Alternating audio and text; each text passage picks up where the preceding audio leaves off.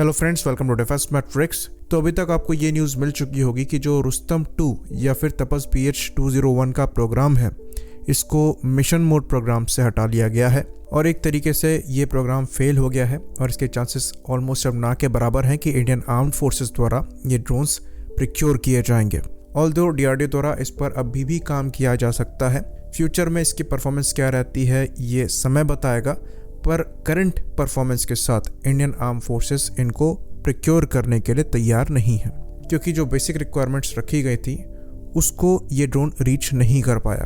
तो जो लोग इस प्रोग्राम को इमोशनली देख रहे हैं कि हमारा इंडिजिनस प्रोग्राम है, इसमें काफ़ी ज़्यादा समय लगाया गया है, वो प्रैक्टिकल अप्रोच के साथ आगे नहीं बढ़ना चाहते और फैक्ट्स को एक्सेप्ट नहीं करना चाहते। फैक्ट ये है कि जो रिक्वायरमेंट इंडियन आर्म फोर्सेस द्वारा रखी गई थी वो काफ़ी बेसिक थी।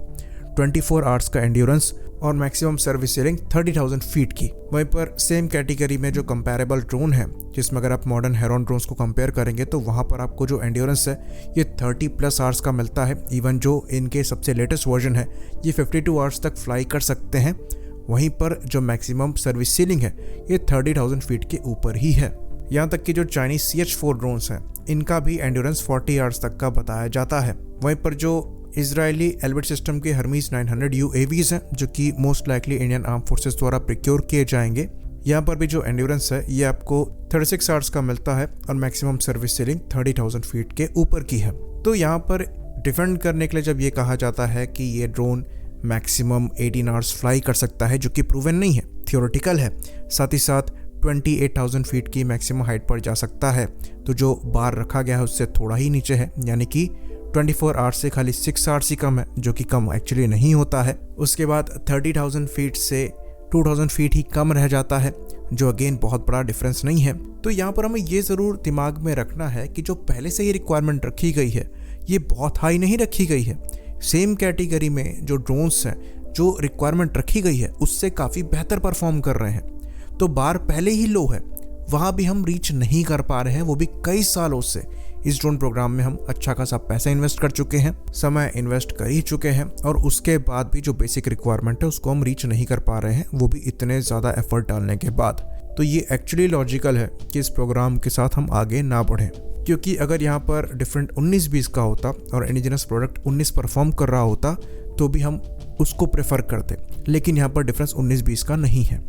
तो ये चीज़ हमने आपको पहले भी बताई थी कि इंडिजिनस डेवलपमेंट के साथ कैपेबिलिटी का बैलेंस बनाकर चलना है, चीज़ों को इमोशनली नहीं देखना है। अगर हम रुस्तम प्रोग्राम को मिशन मोड से हटा रहे हैं, इसका मतलब ये नहीं है कि रुस्तम प्रोग्राम से हमने कुछ सीखा नहीं है। डेफिनेटली इसके बाद आर्चर NG जैसे प्रोग्राम में जो एक्सपीरियंस हमें मिला है वो ज़रूर काम आएगा, और हो सकता है एक बेहतर डिज़ाइन के साथ हम वर्ल्ड क्लास ड्रोन को डेवलप कर पाएँ। तो हमें एक्चुअली इस चीज़ को पॉजिटिवली लेना चाहिए। इस प्रोग्राम में हम और समय बर्बाद करने के बजाय अब आगे बढ़ रहे हैं। बेटर ये हो कि हम पूरा फोकस आर्चर NG पर करें और वहाँ पर परफॉर्मेंस पैरामीटर को जो रिक्वायरमेंट है उससे ऊपर जाकर अचीव करें, क्योंकि फ्यूचर में हमें इजरायली IAI हेरॉन ड्रोन्स को रिप्लेस करना है। तो अच्छे खासे ड्रोन्स जो हैं ये इंडियन आर्म फोर्सेस द्वारा ऑर्डर किए ही जाने हैं।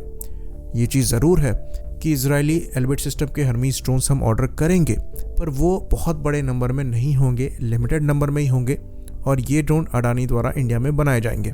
बाकी हाल ही में हमारे द्वारा हेरॉन Mark II ड्रोन्स भी इंडक्ट किए गए हैं, जो कि 35,000 फीट की ऊंचाई तक फ्लाई कर सकते हैं, और यहाँ पर भी जो एंड्योरेंस है ये आपको 45 आवर्स तक का मिलता है। वहीं पर जो आर्चर NG हमारे द्वारा बनाया जाएगा, जिसके थोड़े बहुत रेंडर्स हमने देखे हैं, वो काफ़ी हद तक इन ड्रोन से मैच खाते हैं। तो अगर सिमिलर परफॉर्मेंस नंबर हम अपने आर्चर NG में अचीव करने में सक्षम होते हैं तो ये हमारे लिए बड़ी अचीवमेंट होगी, और जिसका श्रेय जो है ये काफ़ी हद तक रुस्तम के प्रोग्राम को जाएगा, क्योंकि रुस्तम प्रोग्राम के अंतर्गत हमने काफ़ी इंपॉर्टेंट पैरामीटर्स जो हैं ये अचीव किए हैं, जिसमें automatic landing take off included है। तो ये निराश होने वाली बात नहीं है, ये एक्चुअली अच्छी न्यूज़ है कि इस प्रोग्राम को मिशन मोड से हटा दिया गया है और अब दूसरे प्रोग्राम पर फोकस किया जाएगा, जो कि हमारी आर्म्ड फोर्सेस के रिक्वायरमेंट्स को पूरा करेगा। बेटर एक पार्टनर को भी यहाँ पर देखा जाए जिसके पास एक्सपीरियंस हो, ताकि इस प्रोग्राम को कम से कम हम समय पर एग्जीक्यूट कर पाएँ और वहाँ से एक्सपीरियंस लेकर फ्यूचर में हम हेल UAV के प्रोग्राम्स पर काम कर पाएँ।